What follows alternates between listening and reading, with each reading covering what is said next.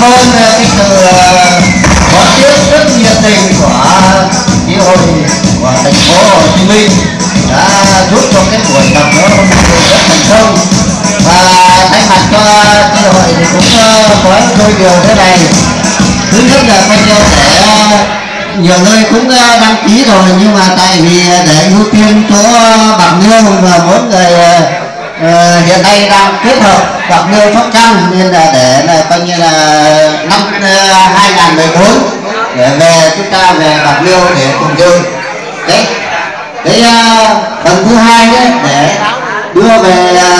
một số các cái tư liệu thì tại vì cái thời gian nó cũng ngắn quá nên là không có nói được hết đâu, thành ra là